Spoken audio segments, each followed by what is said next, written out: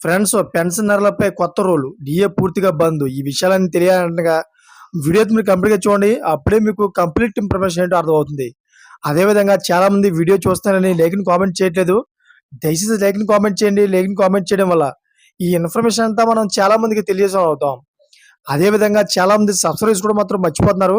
దయచేసి సబ్స్క్రైబ్ చేసుకోండి. సబ్స్క్రైబ్ చేసుకోవడం వల్ల నేను చేసే ప్రతి ఒక్క అప్డేట్ మీరు ముందుగానే పొందగలుగుతారు. ఫ్రెండ్స్ పదవి విరమణ చేసిన ప్రభుత్వ ఉద్యోగులకు గట్టి షాక్ తగిలే సూచనలు కనిపిస్తున్నాయి.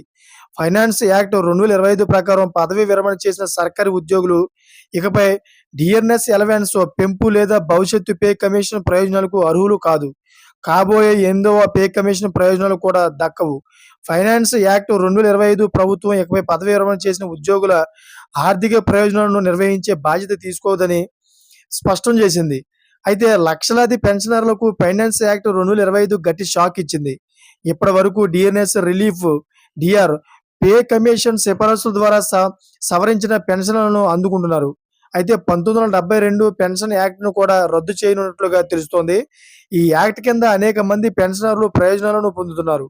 1982 సెప్టెంబర్ 15న సుప్రీంకోర్టు 5గురు న్యాయమూర్తుల రాజ్యాంగ బెంచ్ జస్టిస్ వైవి చంద్రచూడ్ నేతృత్వంలో పదవీ విరమణ తేదీతో సంబంధం లేకుండా అందరూ పెన్షనర్లను సమానంగా చూడాలని తీర్పు ఇచ్చింది.